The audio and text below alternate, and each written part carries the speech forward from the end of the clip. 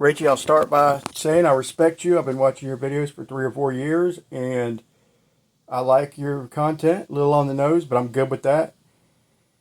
And I realize you just took this dumb ass crackers challenge. Like, what have you been doing?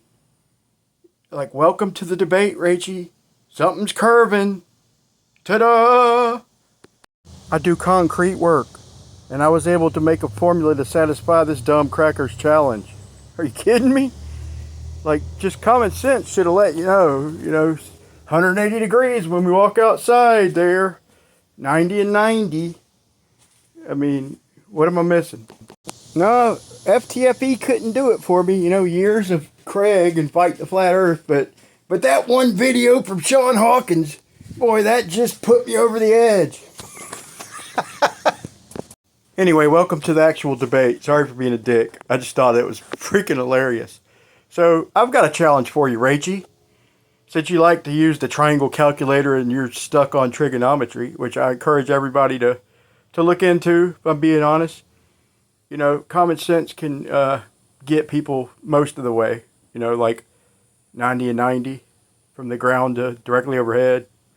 Anyway, so my challenge to you is pick a cloud about 2 miles in the sky. Doesn't got to be perfect. We can easily adjust the math, but at 1 degree or 2 sun widths, that puts it at about 114 miles away. Or just go with 4 sun widths, and that puts it at about 57 miles away. So years and years ago, when I got to where you're at now, I picked a cloud that was about half over and half under a tree line way in the distance, just a couple degrees over the horizon. And I drove to it, and it was about maybe 12, 14 if I'm being honest. It's not an exact science, but you get an idea of a couple miles. You could do the math even if you consider it's 1 mile up or 3. It wasn't even close, okay?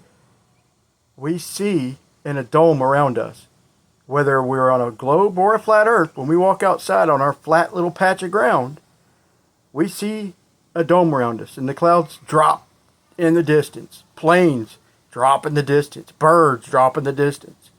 Okay, if you're going off strict geometry, I'm surprised you made it so many years. Like, wow. But let me just show you that in reality, it's not as cut and dry as you think, Rachie. So that's my challenge to you.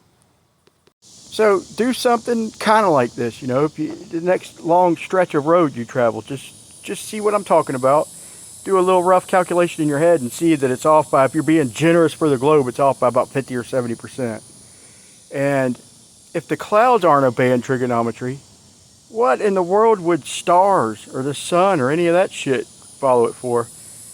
Either way, flat or globe, long distance optics do not follow trigonometry. But I'm done mucking with you. Peace out, Rachie.